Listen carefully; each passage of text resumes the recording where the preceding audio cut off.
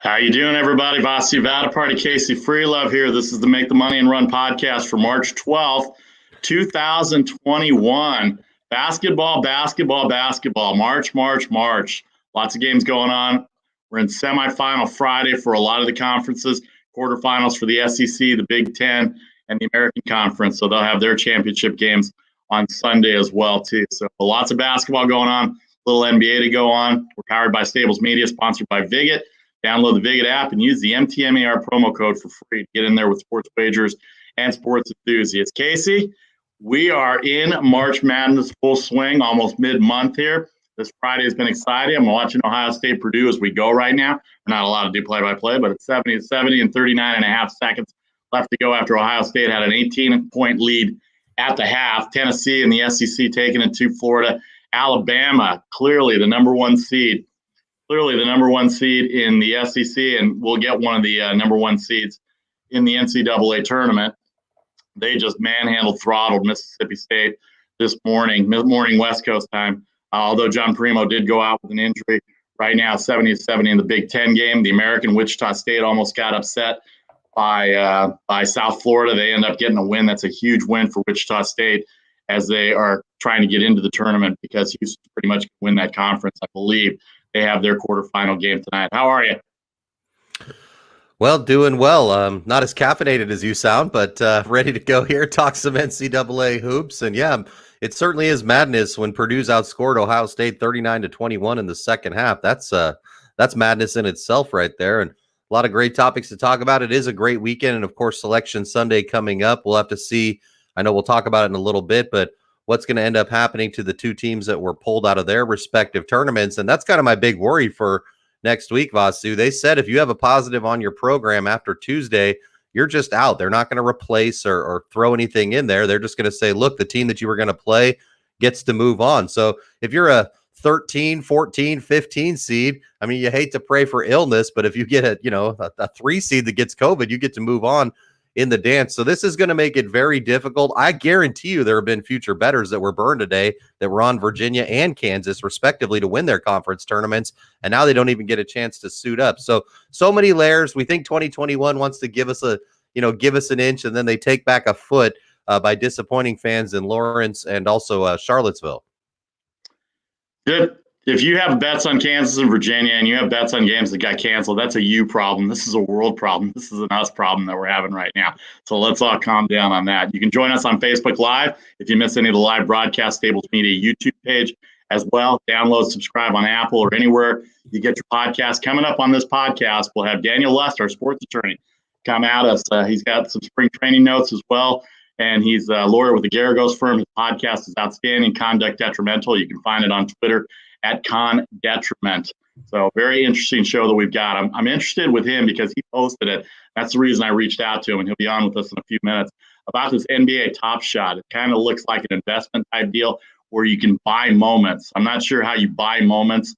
Is that like the equivalent of, like, for instance, if somebody proposes to a girlfriend? By the way, congratulations to my friend Corey. That's the first thing that I thought of. If you purchase a highlight or a moment for somebody proposing to their girlfriend, does that mean you can buy the moment and invest it and sell the moment back? Is that how it works? I'm not sure how the NBA Top Shot goes. Casey, have you seen this NBA Top Shot? I saw the advertising. I don't know what it is. I mean, I'm good with investing, and I know about the Bitcoin stuff for the cryptocurrency, but I'm not sure exactly what it is. So Daniel Lust will explain that to us. Of course, the Major League Baseball in the middle of trying to figure out another 1-year contract resolution for 2021 before the actual collective bargaining agreement ends at the end of November, at the end of the World Series in 2021. So let's go through some of the scores here, some of the earlier scores. Michigan was down 12 early. They get beat. They end up coming back and beating Maryland by 13 and covering. It hurt me a little bit. Alabama was a 37-point win over Mississippi State. Wichita State gets by after being down by 12, 68-67.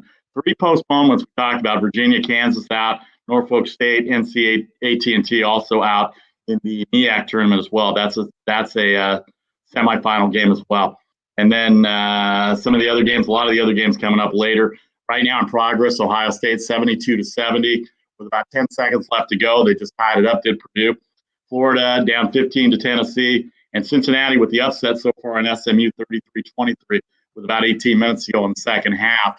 72-72. All right, let's hit the Big Ten while we got Ohio State, Purdue on our mind. This is what's going on in the quarters. We talked about Michigan winning 79-66 over Maryland. They were down 12. Maryland was getting 8.5. I was looking good. And then all of a sudden, the Michigan train started rolling, Casey. And you look at Michigan, they're clearly a number one seed. And not only was the train rolling, Juwan Howard was leading the way. And I never see that guy get angry, but apparently somebody got him really angry where he went at the Maryland bench twice and he got ejected. So you just have to figure out what's going on with that as well. And then the Ohio State Purdue going on right now. Ohio State a 1-point favorite.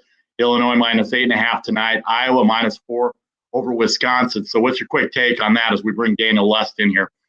Well, I mean, it's going to be a wild tournament. I mean, that's evidenced by the fact that Purdue came back from being down by 18 at halftime. So obviously Ohio State is in a survive and advance mode. Michigan finally looked good for the first time over the past week, and I think they'll build confidence off that. Good one tonight with Rutgers and Illinois, because Rutgers probably still on the bubble. I mean, especially if they can win 2 more games. And then Wisconsin and Iowa have already played a couple times this year and know each other well. So all in all, it's going to be a fun slate. I think the Big Ten, as we've talked about, is either the number 1 or 2 conference heading in, probably along with the Big 12, the 2 conferences that have the best chance of getting multiple representatives to the Final Four. And right now it's kind of hard to pick, but I'll stick with what I said yesterday. I still feel like Illinois is the class of the conference. No doubt about it. All right, you see our guest here on Facebook Live and on the Stables Media YouTube page live. We haven't had him on in a while, but I see his posts, and it makes me just want to call him up and ask him why sometimes. So I just figured I'd get to it. Daniel Lust of the Garagos Law Firm and the podcast Conduct Detrimental, and on Twitter at Con Detrimental. And you can catch him at Sports Law Lust on Twitter and Instagram as well, too. How are you, Dan? Good to have you back. I'm good, guys. Since I've been here, it looks like you've revamped the technology. This is very impressive what's going on here. Yeah, we have a little bit. We kind of moved over from the Zoom side. You know, Zoom, if you're checking the stock market, which we'll get to a little bit on these investment opportunities that I see you're posting, which is why I'm coming to you. We figured that Zoom has peaked out on the stock market, so we're going to StreamYard, thanks to StreamYard, for allowing us to put graphics on there so we don't have to scribble notes down and not have people see that we actually know what we're talking about. Although these are our notes, so we might not still know what we're talking about. So how are you? How's 2021 been so far? You know, 2021 feels like 2020, except I have this lovely beard I'm trying out over here. Other than that, how's that's good. All right, let's get to it. The reason I brought you on, let's first start out with this NBA Top Shot has become a big thing here, and I saw your post last week. So can you kind of explain to everybody what it is? I see people on NBA TV and people selling it online for moments or highlights. Can you just kind of go through it and see what the value is for it? Yeah, so I'll give you kind of both sides of the coin. So when I guess during the pandemic, we're talking about it, no one really expected it, but of all things that boomed, Zoom boomed, sure, but the sports card market maybe went up 500, 600% in this nostalgia factor. So there are, I mean, as much as we all understand sports cards, right? There's a piece of paper, cardboard, whatever it is, and we assess a lot of value to it based on scarcity. So, you know, there are issues with the sports card market, if anyone's familiar with it, which I'm sure you guys probably are, but there's an issue. If you want to get cards graded by PSA or BSG, it takes 6 months to a year to get those graded. And then at the bottom line, like my grandfather's collection, I don't really know how much those things are worth because I have to go through them all. I have to, independently grade them. There's a lot of different issues, but beyond that, if let's say Vazu or, in case of you guys were a wholesaler of cards and you had 50,000 reviews on eBay, your card is going to sell for more than me because I don't sell them. And it's kind of unfair for the little guy, right? If he has to use a consignment or whatever else. The Top Shot market is basically backed. I don't want to say it's cryptocurrency, but it's based in the blockchain. So my card, my moment, right, this video of a play happening, it's similar to what we know as a baseball card, except it's a video. It doesn't exist in your hand. It exists online. And from a reliability standpoint, everything has a unique, it exists unique in the blockchain, but we'll say it has a unique serial number. So there's no inherent credibility issues. You can sell it, like you can actually be a day trader in selling cards because they don't have to go to PSA. You don't have to ship something in the mail. It's instantaneous. And the way they've set up this market, just like I told you, like, I don't know how much my grandfather's card collection is. It would probably take, months, if not maybe years to go through it all. There's different websites that track what you have and can tell you at any given one moment how much your value is worth. So I'll blow your mind with this Top Shot. The total market of Top Shot has gotten so big. The overall market cap of everyone's cards as they exist right now is worth $1.52 billion, which is more than some NBA teams right now. And there's a guy, because everything is transparent and everything is open, there's a guy that owns $53 million of Top Shot moments right now. And you can't be anonymous on the blockchain. So people know who you are, people know your username. Right. And there's a guy that's sitting with $53 million in these Top Shot moments somewhere. Okay, so that brings me to my next question. So I guess people don't understand it. I understand that people are seeing it, and I'm watching on NBA TV, and I'm watching these highlight moments, and I understand cryptocurrency. I use some cryptocurrency. Some of our sports wagers transfer our money back and forth between cryptocurrency. So it's not tangible to the normal eye of the beholder of the eye, or eye of the beholder. You know what I mean?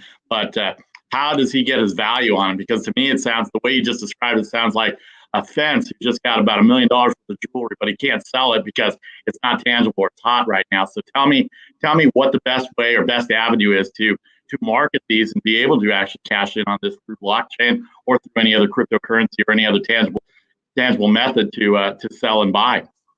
Well, here's the thing. I mean, why is Mike Trout's card worth a lot of money? Because he's the best baseball player, maybe. Maybe he's trending to being the best of all time. But it's always relative. What's nice in these instances, cards or moments, whatever that you want to do. If you were a fan of a particular player, particular prospect, let's say you're Mauricio Dubon over with the Giants, which I have a feeling we'll get into a little bit. But if you have a feeling a player is going to pop, just like his baseball card would pop, and right now it's only NBA Top Shot, but the NBA equivalent, that players would pop. So if you're investing in a particular player, back in the day, you'd go out and bet and get his baseball card. Here's just another way to do it, but I think it's a little more fair to the market, because there is no inherent reliability issues. I have a friend who has 50,000 sales of eBay of cards. I would probably have to give him my card to make a sale of it, and he would get a percentage. Meanwhile, right now in the Top Shot market, everyone's thing is, verifiable and unique. So I think the market itself, has done really well. So I think there was a stat, Vasu, right now, if you buy an NBA Top Shot, if you believe that the card's value in the industry is going to go up, in the first, I think, year of business, they did $92 million in overall transactions. In the past month, they've done like $200 million. So literally within a year, they did 90, and then in like 30 days, they did close to 200. So the market itself is getting very big. So just an interesting space to be in. Yeah, no, it's an interesting space. A lot of futures markets in there. I'll definitely be looking that up, and I'll definitely be hitting you up because I might need some advice on this on how to deal with it. So we'll get to that in a little bit. Go ahead, Casey. Well, it sounds almost like, there's some people that are still high on gold and actually owning gold and gold coins and physical materials compared to investing in the stock market or sports like we do, basically. Is it something that if I own the card, does that mean multiple people can access it through like a web link, or is it just mine to view? I don't really understand where the value comes from, I guess, at this point. So the short answer, just like, are you guys familiar with are you guys in the sports card market? Oh yeah, no, ever since I was a kid. Yeah. But I don't know how it is nowadays. Yeah. The only difference nowadays, so like when I grew up, my cards are basically worth nothing because in the late 90s, like they just flooded the market with cards of tops and whatnot. Right. But they've basically reset the market. Companies like Bowman Chrome, they'll basically create different levels. So like the special black refractors, right? There's only like 5 of them made, and there's 10 red refractors and 15 orange. So they've created a set of demand, a set of supply. So Casey, the way it's kind of strange if you think about it like this, but there is a limited set of these moments, right? Like I'm seeing these links go out now for like NFT art that's selling, which is like art that you and I could make, that's now selling for like $6 million, $7 million. I don't really understand it, but there's a supply and demand issue. And at least when it comes to sports NFTs and I don't know, basketball, I understand basketball. I understand why something can go up. Something like art, I don't understand why in real life art goes up and down. I can't figure that out. But I know, right, if the Lakers win a championship, the LeBron cards are going to be worth more. Same reason why Brady cards are worth more. So to answer your question, Casey, there's a link and you can actually see on the blockchain. Like I have a Jason Tatum that I know Vasu saw that I sold. I got it for $9 in a pack, and I sold it for $275. And you can literally see on the blockchain as a graph where my serial number sold relative to other serial numbers. And I can see if I got a good deal. I can see if I got a bad deal. I can see if serial numbers in your mind are selling for higher or lower. So it's interesting. It's just a completely transparent way to sell sports memorabilia, which has never existed before. Is this something that quote, the kids, as I'm getting older by the day, it feels like are going to be driving the market demand, because I see some of the young NBA guys talking about it. But sports card collecting, the physical side of it is an old man's game. Some of my friends that have the best collections are in their 60s plus, and they probably wouldn't be as interested in this. To your point, I have a friend who's very big in the consignment business on the sports card side. He's not in this at all. He's not interested in it, and but the people that have the most money in this are people that invested very early as a speculative play, like anyone that's into Bitcoin or anything like that. They got in early and their investment multiplied. I saw the story, actually, Wall Street Journal covered it, I think on Sunday. Somebody invested $150,000 and now in September, and his cards are now worth like $20 million. So, jeez. Yeah, it's a speculative market, but that's Bitcoin, right? That's any of these weird things. You could lose all of it, right? Or you can make a lot. And that's, I guess, Casey, to your point, like we're talking about stocks, like my, at least as the expression goes, when you're young, you can take some risks. When you're older, you don't take the risks. So it's probably right. It's probably a young man's game because this market is not settled. And you'd hope, Vasu, to the earlier point, like if LeBron wins another championship, LeBron moments should all go up because that's how the sports card market works. But this market is still young. So could they go up a little bit? Could they go down? Sure. Could they explode into infinity and stratosphere? Possible. Last one on this, our guest Daniel Lust, sports attorney at the Garagos firm, and also the podcast Conduct Detrimental. You can catch him on Twitter everywhere at Sports Law Lust. So I understand Bitcoin. So I transfer Bitcoin. There's a value assigned to it, and it is speculative. So just from the standpoint of NBA Top Shot, we're using blockchain and the cryptocurrency from that standpoint. Do we sell it back through the cryptocurrency blockchain? Do we sell it back and forth between people who have cryptocurrency accounts like e-wallets to be able to actually cash out? Because I can sell my Coinbase right now. I got some Coinbase accounts right now that I use to transfer money back and forth, and then they'll send me money back, and then I'll transfer to my checking account. Similar to like that, or maybe I'm just missing the part here, the connection of the translation of how it's not tangible. But I understand Bitcoin and I use that. But here's Top Shot, and I'm buying a highlight at a moment to sell to somebody else so that they can have the moment for cash back to me or cryptocurrency back to me. So why don't you give us a transaction? Tell me how you would do it, and then just go from there. I was going to say you're probably more in the crypto weeds, and this is why this is for me. I'm not, right? I understand what Bitcoin is. I watch the price of Bitcoin go up and down, and Dogecoin or Dogecoin, whatever you want to call Ethereum. I follow them, but I don't really. Whatever it is. So, the truth is, like, this is all done in USD. You put your credit card on the site, you buy a $9 pack. And I should mention there's issues with getting a pack. I got you. The demand is pretty wild, but if you can win literally there's a lottery to get a pack. So I wait in line, I'm one of 100,000 people to enter into this lottery to get a pack. You could go and buy a moment, like once the pack is already unsealed. If you want an unopened pack and the thrill that you had when you were younger opening a pack, there's such incredible demand. You have to wait in line, and then there's a random lottery. If you get a close enough number, that gives you the right to buy a card when you get to the front of the line, the first 10,000 people. And then, I don't know, it's just my credit card, right? I paid $9.99. And then with the wild thing about this market, the cheapest individual moments on the market, like you could be the 15th man at the end of the bench. I can't explain this, but those guys are selling for like $7 or $8, and you get 3 moments a pack. So even if you get the worst possible combination of cards, you're still going to turn a profit on a $9.99 pack. And then, there's issues taking money off. I think there's like a 30-day delay on withdrawing money, but at no point did I ever acquire Bitcoin in this version. I paid money, and I think the NFT element is just the blockchain aspect. It's the Bitcoin element, but you are using USD. Well, we'll have more conversations about this. Let's get to the sports side of it here a little bit. The Major League Baseball season is going to start in 2 weeks. We know all the way out in New York, you're a San Francisco Giants fan. I've covered them for 23 years. I'll ask you about the Giants in a second, but with the players union and the baseball owners labor negotiations coming on, they haven't really come to a firm agreement for 2021, or maybe they have. They're still debating what they're going to do with the playoffs and the DH and everything. I know that they've said things, but last year on opening day they changed and expanded the playoff format and the DH and everything coming in. So with the end of the 2021 season and the actual collective bargaining agreement coming into place, what's the prognosis or what's going on with 2021 individually? So I would, seeing everything that happened with the pandemic and the kind of botched handling from the MLBPA side, it's probably more Major League Baseball side. I would be very surprised if if they can renew the CBA and redo the CBA without a hitch. There's such contested fighting on both sides. There was almost a grievance filed by the MLBPA that basically that the league negotiated in bad faith, and that's why we had this reduced season of games. So there's been silence, which is sometimes good, Vasu. I think this time last year that was the most vocal league, and I follow all these labor negotiations across sports. All I was hearing was baseball, and the NBA did it behind closed doors. Even the NFL, to their credit, largely did it behind closed doors.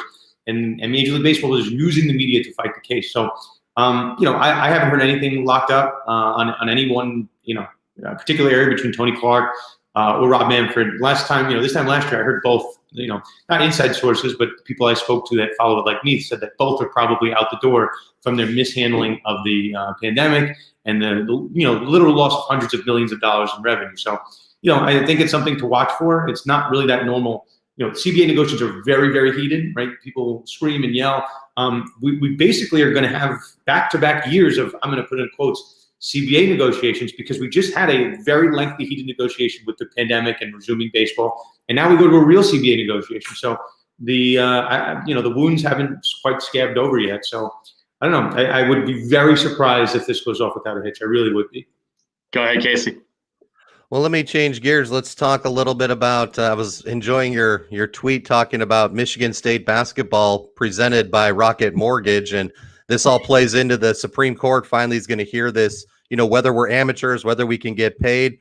I mean, if you've got a young kid, this is going to affect them if they're going to be a college level athlete at some point. And we could talk about the Michigan State thing, which is hilarious. But what do you make of how the Supreme Court has to sort through this? Because this could be monumental as far as the change to how college athletics are handled. And the other thing is, if you've got a smaller school with boosters with big pockets and you live in a state where it's okay to bring these kids in for a little cash, that could really kind of change the way to balance as far as who the dominant programs are across football and basketball. Yeah. So as with the Michigan State thing, I mean, relatively quick, I think it's a little tone deaf to rename your school. I'm going to put in quotes because they're denying it, but rename your school the Michigan State Spartans, sponsored by Rocket Mortgage. Like, so you guys can sell out, but your players still can't make a dime. Like, it's a little. I mean, First of all, it's a bad name. I'm just, no offense to Rocket Mortgage, but like maybe the Toledo Rockets, sponsored by Rocket. Yeah, that's not so bad. But yeah, the update, as we keep getting closer, I've been talking about this now for almost 2 years, and I kept saying that the date to watch is July 1st of 2021. That's the first state in the country, Florida, that is going to have the ability to pay their athletes under state law. Now, the NCAA, big bad NCAA, can say, well, you can't pay state athletes because we don't want to let you. But state law is going to trump the rules of a private organization. There is some talk of the NCAA filing an injunction potentially against the state of Florida to enjoin and prevent, it's a fancy word of saying prevent Florida, Florida State, Miami, all those schools from paying their athletes. Because, Casey, to your point, right, if I'm like considering going to the Miami, going to the U, or going to like Tennessee to be a volunteer, no brainer. You pick the school where you can make money. And Florida set theirs up. California passed fair pay to play first. Florida passed it, second, third, whatever it was. But they made their effective date almost a year and a half earlier than what California did. So unless the NCAA figures this thing out, be it maybe they'll get some big antitrust exemption at this NCAA versus Alston Supreme Court case that you're referencing that's up for oral argument on March 31st. The signs are that they don't look like they are going to win that case, the NCAA, but we'll see. It looks like we're heating up for a very big battle on that front. Anything going on, Daniel? Our guest, Daniel Lust, sports attorney at Garagos in New York. Conduct Detrimental is the podcast. You can catch him on Twitter and Instagram at Sports Law Lust. Been a frequent guest of ours. Anything going on in the NFL, CBA-wise, or with no fans last year and the fact they got through 2020? The salary cap is at $182 million for 2021, projected to go up with the new TV contract. Anything legally from the standpoint of the NFL coming up for 2021 going into this year? So it's funny you say that. I just did a panel, and I did a panel for one of these law schools with an NFL lawyer and an NFLPA lawyer. And we were just talking about how the old CBA went down and what to expect of the new one. In the time we have, we'd spend an hour talking about the CBA, so we could talk about it much, much longer. But the one I think is interesting, which doesn't quite add up to me, we are about to get this massive television deal. Everyone's so excited about it. The cap is supposed to go up. That's how they can pay Dak so much money, right? Now, I see that, right? But somehow you can pay Dak and you can pay Mahomes, but all these mid-level guys are getting cut, right? And all these vets are having to redo their deals. It doesn't really make sense to me that all this money's coming in and everyone's so excited, but we're still cutting guys left and right. So, I still have an issue with just vets getting cut and just dropped on the sideline. There just doesn't seem to be any ramifications of cutting these guys at a high level. So I think year after year, it seems like the leagues, the teams have all the leverage, even though there's more money on the table, right? The guys that are getting paid are the guys at the top of the roster, and then seemingly no loyalty. Guys are getting cut left and right. I keep seeing the notifications on my phone across the board. So yeah, I mean, you can have more money, right? And the money can be allocated fairly between the players and the teams, I guess, to some extent.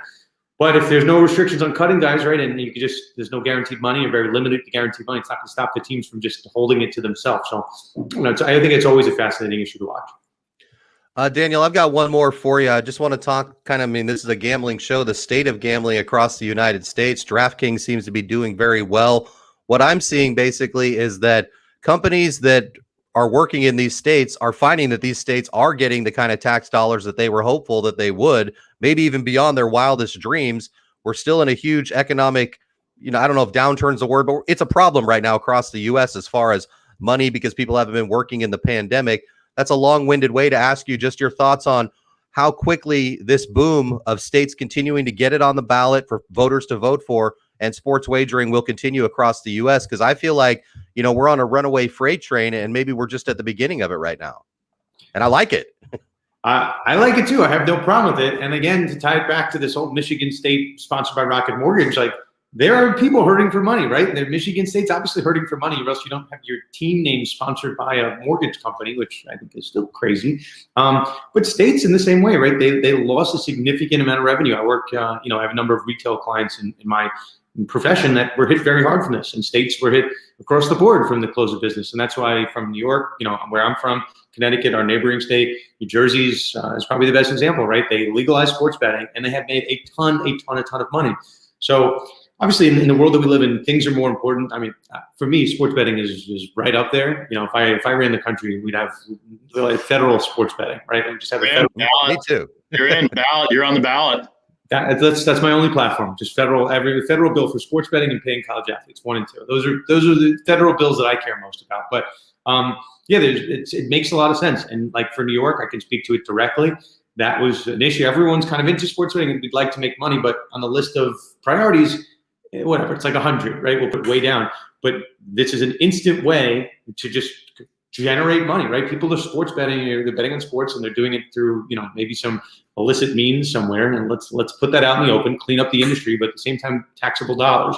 And Casey, to your point, if anyone's curious about this particular issue, which I found so fascinating, right? Bipartisan support for these type of bills in states, right. Who's taking them so long? Just put one in. I don't care which one you pick. Pick any of them. We had a state senator on our podcast, Conduct Detrimental, 2 weeks ago from Massachusetts, who was a senator that proposed one of these bills in Massachusetts. He's one of 14 bills, and he talked about the issues of either putting college sports, being able to bet college sports in the bill, and dealing with lobbying efforts from schools like UMass or whatever other schools he was dealing with in his state. So there is some politics behind the scenes, and there's also, guys, this very human reaction. You want to be the senator, right, that puts sports betting on the map. So then you have political infighting between these bipartisan bills. So as much as I'd love for something to actually be bipartisan, the bipartisan bills are fighting with the other bipartisan bills because people want to be the ones that got it done. So it's like your 7th grade presidential election, but on steroids. Our guest, Daniel Lust here, sports attorney for the Garagos firm in New York, and also his podcast, Conduct Detrimental. You can get at him at Sports Law Lust. Let me ask you this on the sports gaming side.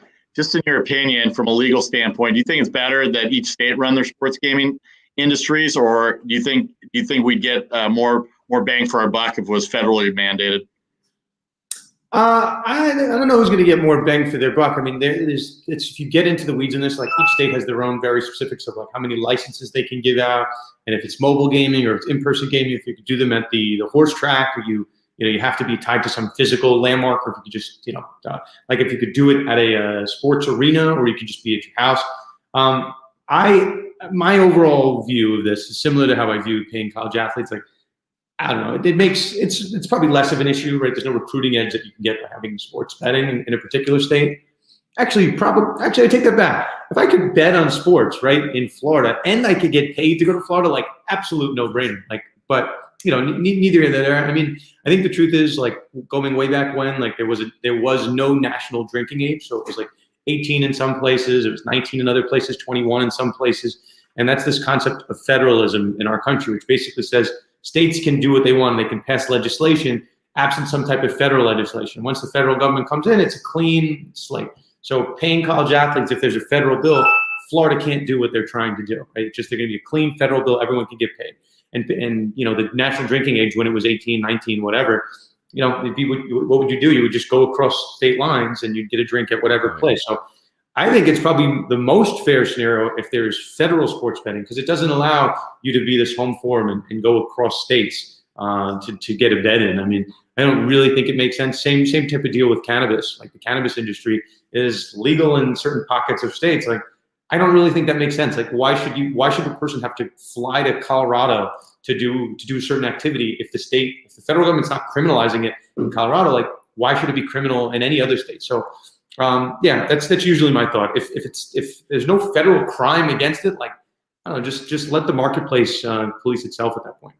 Daniel, let me throw another wild card in there. I got a question for you here. So, as far as March Madness, like, I literally just got refunded a bunch of money from all my 2020 future bets. Like, I had a ton on Kentucky, and I got a check in the mail from William Hill because they didn't play March Madness in 2020, right? So they refunded everybody unbelievably, which seems a little difficult. My question to you is, today we saw Kansas and Virginia both have to drop out of their respective tournaments. The NCAA is saying Tuesday is the drop dead date, as far as if you have a positive after Tuesday, you're going home and we're moving a team through in your bracket. Do you foresee any legal wranglings if a big time program, a 1, 2, or 3 seed that had a legitimate shot at winning it, gets sent home? Because we've never seen anything like that in legal law or sports law, as far as I can tell, because we never had a pandemic we had to deal with during a tournament. I think I'm still in shock by what you told me. You got refunded your Kentucky futures?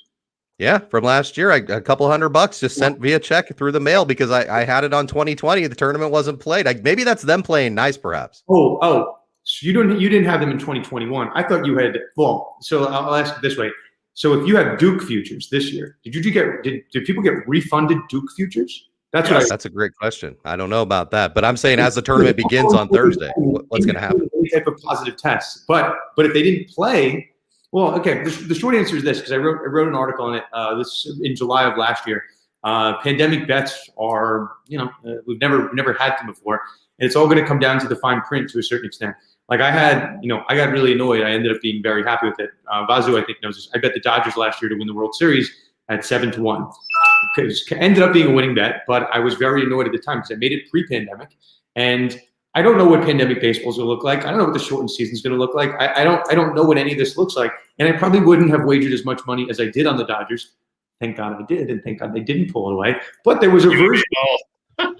But there was a version of me that was like, this isn't really fair that they're keeping my bet in place when they're playing pandemic baseball, which is not normal baseball. But I went through the fine print of where I made this wager, and it didn't allow me to take it off. It said as long as the World Series is played. Some sites had as long as 160 games played, the bets are going to be in place. So yeah, it depends. It's going to depend on the site, and this is maybe to your question before. You're never going to have federal. Maybe you would have federal sports betting that maybe legislated this at a certain point, but right now it's all book specific. It's all private books, and they can do whatever they want. Their terms and conditions are separate. Some areas where you would make a bet on. I know for basketball, it would be they had the total amount of games. So like their win loss was, they're playing 72 games this year, was 40 wins. Other sites was win percentage. And the win percentage wasn't tied to an overall amount of games the team played. So, to your March Madness point, book specific. I don't think there's going to be any clean cut rule that makes any. You are watching the Make the Money and Run podcast with Casey Freelove, Vasu Vadaparty, Daniel Lust, the sports attorney, our guest here. Let me ask you this, Dan, before we let you go. San Francisco Giants, your team, all the way from New York.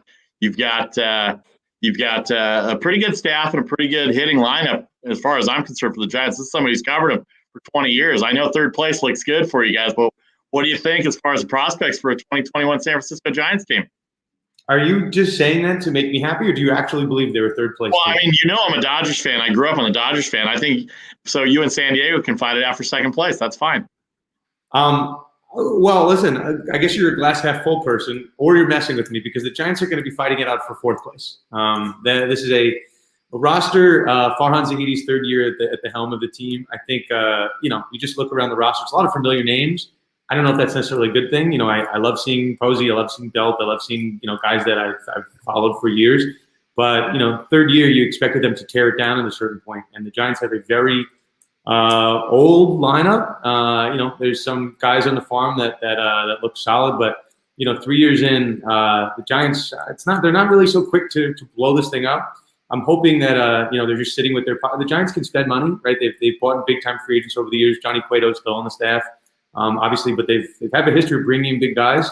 But maybe for better or for worse, the Giants are not spending. They're not bringing the big guys. So we have a mishmash team of 30-something-year-old guys, a hodgepodge rotation of also-rans like Scott Kazmir they're trying to bring back and get, it's interesting. I don't really have that much, again, and we, pre-pandemic, my dad and I would fly to San Francisco every year to watch games.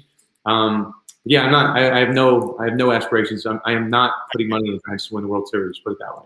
Well, as I let you go, I'll give you hope. I think that covering the National League West and covering this team for the last 22 years locally and then on the national scene, I'm going to give you hope. They can hit the ball. I know they've got expiring contracts in 2022. They'll bring the free agents in. You'll have a little bit to look forward to this year. But we appreciate you bringing the knowledge to us on NBA Top Shot and also the collective bargaining agreement. How you liking March Madness so far before we let you go? Anything good? Good Any so good far. wagers? I have some futures on Wisconsin, so we'll see how they do. But I follow the Big Ten, so I needed to be invested somewhere, and I picked the Badgers for better or for worse. There you go. All right, Dan. Daniel Lust, sports attorney with Garagos Firm in New York. Also on Twitter at Sports Law Lust, on Instagram, Sports Law Lust. Dan, we always appreciate you coming on. Thanks very much for coming on the new format. What do you think of the new format? It's very fancy. It's very fancy. Thank you guys. Always a pleasure coming on. Okay, we'll get at you soon again. Take care, Dan. Talk to you soon. Bye, guys. Lots to digest there. Oh wait, well, he's a wealth of information. Maybe I should start reading his articles then a little bit and try to figure out exactly where his viewpoints are. Vasu Vataparte, Casey Freelove. This is the Make the Money and Run podcast for Friday, March 12th, 2021. By the way, that Ohio State game that I had -1 ended up 87-78. Final in overtime over Purdue. Trevion Williams had 26 points, 14 rebounds, and 5 assists. That guy's going to be a good pro for Purdue. But we talked about the Big Ten as we hit it. Let's hit the ACC a little bit. We know about the Virginia news yesterday and the Duke news. The Virginia news today and the Duke news yesterday. One game going to be played in the semifinal. It's not even going to be a semifinal game. Virginia Tech won yesterday. Georgia Tech won yesterday. UNC won. Florida State, Duke got canceled. Today, Virginia got canceled with Georgia Tech.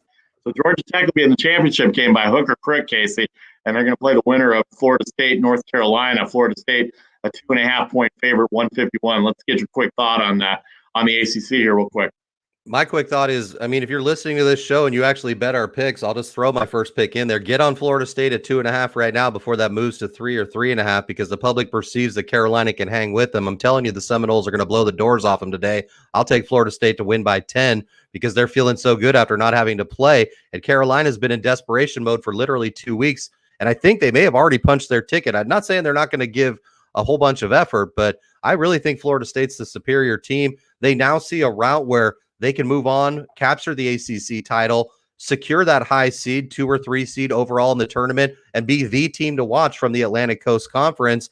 They played a couple of good games this year. I know it's in Greensboro, which is the reason why the line probably won't inflate too much. But Vasu, we've watched both teams. I think the Seminoles, as far as talent and the way that they're playing, I know they had a little bit of a rough stretch down the hill, but 15-5 overall. And again, in this position to garner a very high seed and potentially end up in the South or in the East where you're closer to home, even though I know it doesn't matter because they're all in Indianapolis. Bottom line is I think for their ability to move far in March, today is a huge telling game. And I absolutely believe that they could beat Georgia Tech tomorrow as well. By the way, don't forget Florida State blew them out when they played them in Tallahassee. They had a 13-point lead at one point in Chapel Hill, and they ended up blowing that game and losing to North Carolina. So this will be not only for the chance to get into the ACC championship game, this will be a big revenge factor for Florida State after blowing that 13-point lead. I'm with you on Florida State tonight. All right, we move on to the Big 12. Same principle happened here. Kansas and Texas canceled today. Kansas had a positive test, and so they pulled out of the tournament. Friday's semifinal game, only one game, has Baylor favored by 9 over Oklahoma State, 147.5. Is 9 disrespecting Oklahoma State again? Or is this Baylor starting to get into the swing of things here with their superiority because they are the best team in the Big 12, Casey?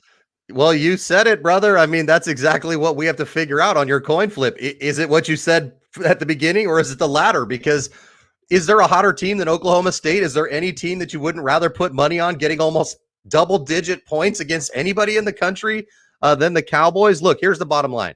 OK State's undefeated when they hold teams to 75 points or fewer. If Baylor has a bit of an off night from outside and has to grind towards 75, this is going to be a great contest. Now, if the Bears that we saw in the second half and overtime at West Virginia a few days ago come out and put 50 up, then they're probably going to end up finding a way to win. I guess a slight advantage would go to Baylor in that you just saw these teams. You know what you need to do to be able to beat them, even in a tight contest. But again, my friend, of all the puzzling lines that are out there today, it just feels like they want us to bet the Cowboys, and for some reason, Baylor's going to come out there and just catch Cade Cunningham on an off night. 147.5 the total. The way Oklahoma State's played during the year, they've had a lot of low-scoring games, but in these last few weeks, the scores have been up. Again, Cade Cunningham not playing last Saturday gave confidence to the other players on that team. The Peavies and the Andersons came out and played well. They beat West Virginia 2 games in a row. Not easy to do in Morgantown, let alone in the Big 12 championship. So we'll see. I'm fascinated to see what happens there. I'm not sure about the total, but we'll look at that. Vasi Vada Party, Casey Freelove. We're powered by Stables Media. Check us out on Facebook Live and on Stables Media page, Stables Media YouTube page. And if you missed any of the live broadcasts, we had Daniel Lust on, our sports attorney. You can download, subscribe on Apple or anywhere you get your podcasts. Don't forget our sponsor, Bigot. Use the MTMAR promo code. All right, Casey, let's move on to the Big East. We had Dan on for a little bit, so let's just run through these. It's semifinal day for a lot of the conferences. Big East, Georgetown with the victory yesterday over Villanova. Villanova lost their top 2 scorers, Gillespie and Robinson, yesterday. They weren't available. Don't know if they're going to be available for Gillespie won't. He's got a knee injury. But James Earl Robinson may come back for the NCAA tournament. And then Seton Hall got a little revenge on St. John's yesterday, 77-69. And then Creighton blowing out the doors. Creighton and UConn blowing out the doors of Butler and DePaul, 87-56 for Creighton. UConn 94-60. That's going to be a great game, and this is a good spot for UConn because now there's no Villanova. UConn's been the hottest team. Creighton had their ups and downs, and of course the suspension of Doug McDermott. He's back now coaching on the sidelines. It's a pick'em game. It might have gone up to Creighton -1, but when I punched in the line here, it came up as pick'em 143.5, and then Seton Hall 3.5 versus Georgetown, the total of 141. What's your take on these 2 games, semifinal games in the Big East, Casey? Well, shop if you're going to get on UConn and Creighton. I've got a 1.5 for UConn that I've found, although offshore, Vasu, you're absolutely right. It's either a pick'em or locked in at -1 at every single offshore book. These are actually Vegas lines that I found the 1.5 at. Look, Creighton's got 3 good seniors. Their coach is back. They're buying into it. I mean, you got to like Mahoney and Ballack, but the bottom line is UConn showed us yesterday what they're capable of, and I think this team has been running under the radar for quite some time. I think they are surging, and this really is the de facto Big East championship game because I'm telling you right now, Seton Hall or Georgetown is not beating the winner of this contest. So I expect this to probably, in my opinion, be the most entertaining game maybe in college basketball today. I think it's going to be tight all the way to the end, and I think that Connecticut has what it takes to get it done. Look, they're surging. Creighton, I don't know if off-court stuff bothers kids that are actually playing basketball because I don't want to get into the whole Coach McDermott thing. You can Google and read about it. But if you're on the court, that probably has no effect on your play once you actually get going. These are 2 great teams. I think, as you mentioned, they're both thrilled to see the way the bracket broke open.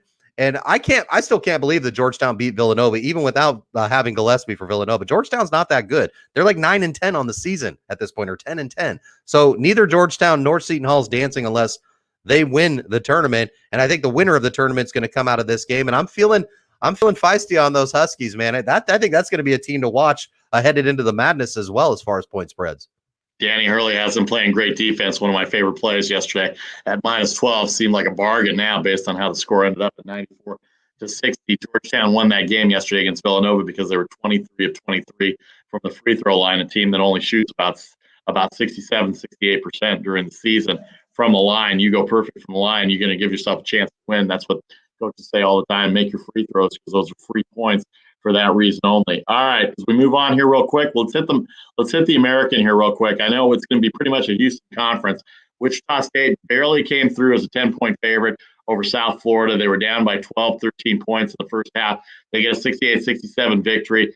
SMU is a 5.5-point favorite. They were losing to Cincinnati last I checked. And then Houston's a 17.5-point favorite over Tulane. And then probably a good game tonight. UCF has played pretty well. Memphis trying to get into the tournament at -7 against the Central Florida Golden Knights. The winners there will probably end up playing Houston into the semifinals on Saturday because they're a Sunday championship game. So these are the quarterfinals for the AAC. Quickly, Casey. Yeah, I mean, Houston's still the team to beat. They're ranked 7th in the country, and they're probably seeking a 2 seed as well, depending on what happens. I agree with your analysis as far as Central Florida, Memphis from the watchability factor.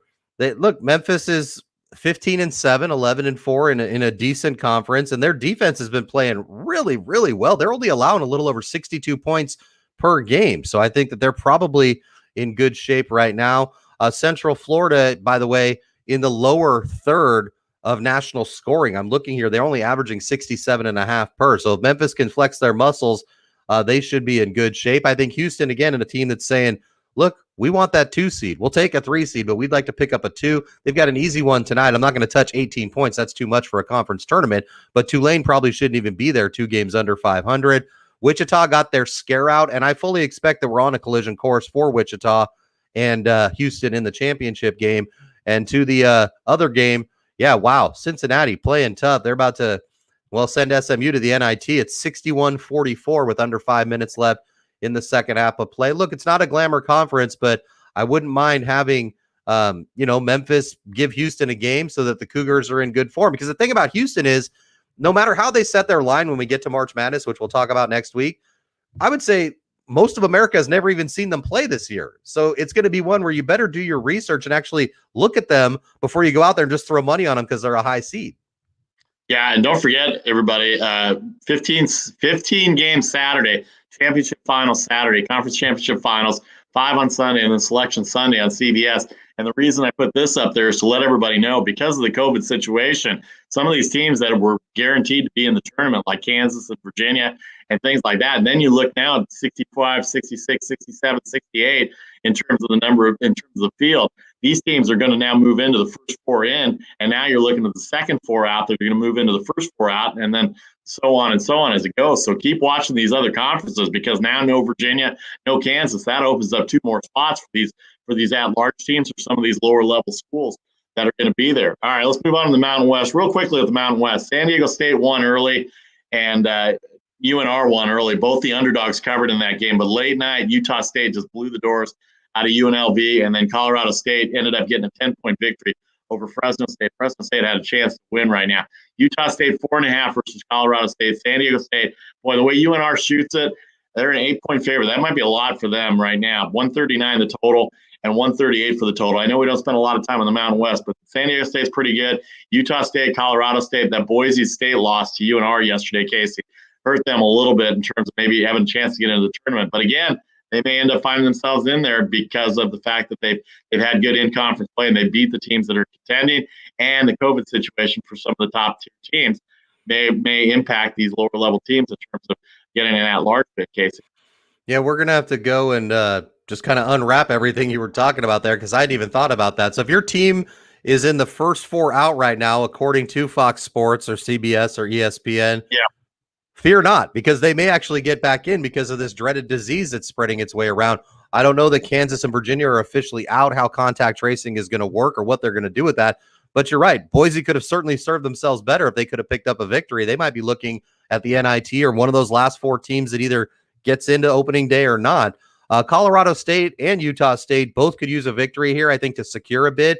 They're kind of, mirror images as far as record. 18-5 for Colorado State, 19-7 for the Aggies, 14-4 for the Rams in conference, 15-4 for Utah State. So these are 2 quality clubs. Again, I've been surprised by how Utah State has been able to continue to maintain their level of excellence after they lost so many players last year, but they've got a balanced group. And of course, for the Rams, I've watched them play a little bit. I think they're a very good team. In fact, I think they could win this whole tournament.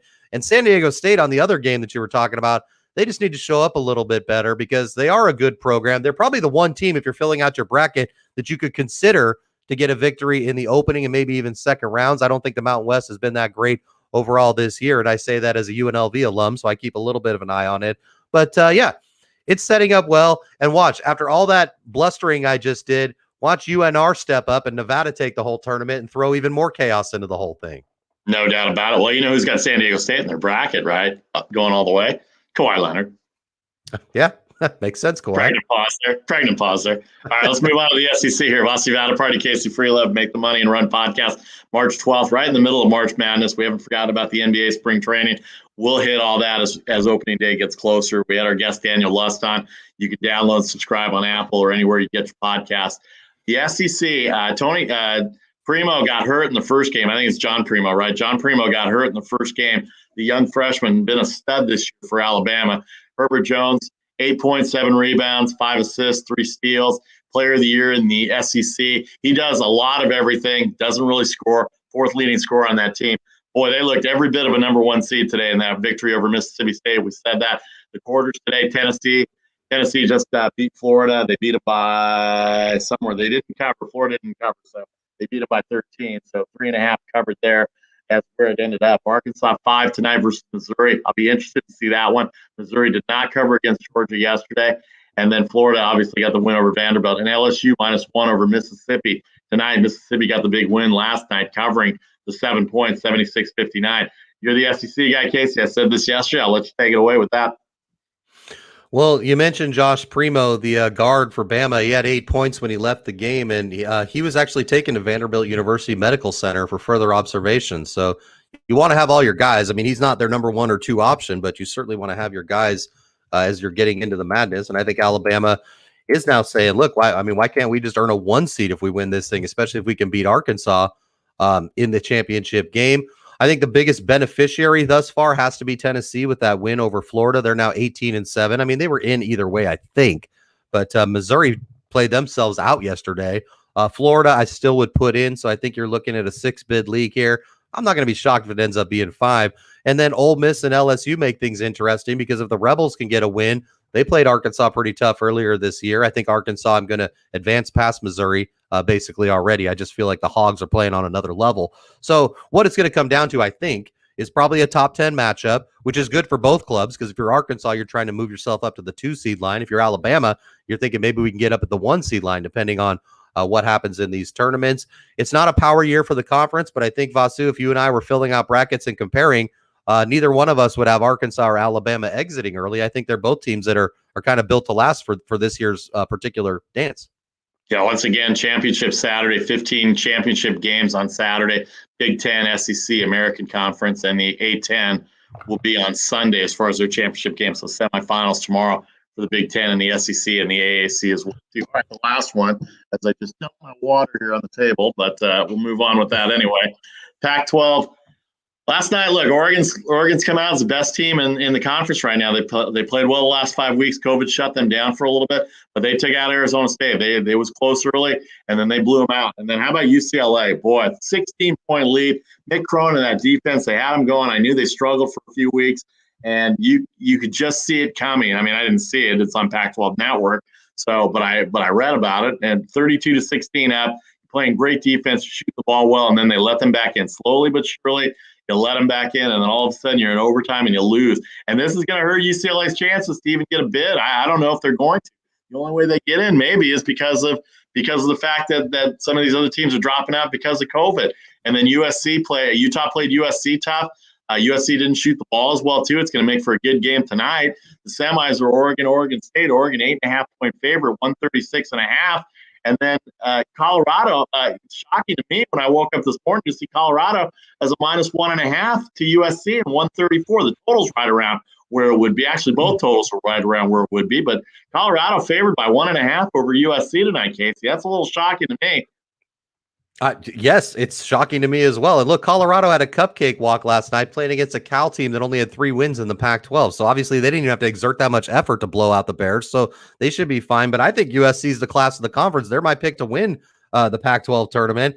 And I think that in fact, I didn't even really look at that game before we came on here because I've been doing some other, but man, that sounds tasty right there. SC money line perhaps to take out the Buffs, but Vegas knows what they know.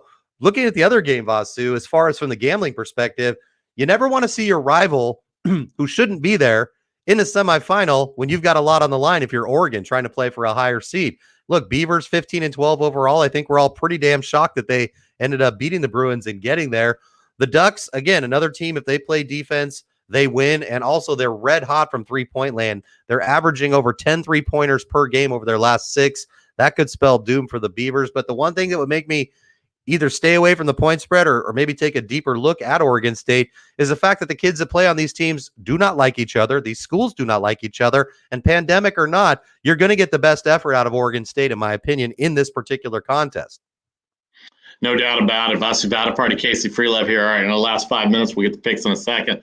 But let's look at the NBA a little bit. Obviously, a lot of college basketball going on this weekend. You see some of the games going across the ticker last night. Let me just take this off here as I edit it. The Pac-12, we'll see what happens with the Pac-12. But as we go into the NBA side a little bit, Brooklyn Nets, boy, they played a little bit of defense last night against Boston. Yep. Tony Snell had a game winner. The Pelicans got blown out. Stan Van Gundy ripped them. Simmons and Embiid did not play. They beat Chicago. Milwaukee blowout. No Luka, no Kristaps, and a loss to OKC. Houston, Golden State lose big, and then Portland loses to Phoenix. Actually, Phoenix ended up covering after Phoenix had was down by as many as 13. Casey. So real quick in the next minute, what's your take for tonight as we get the ticker? I'm going to put the lines up right here now as I'm trying to maneuver all this here so that we can look at the lines rather than go back to yesterday.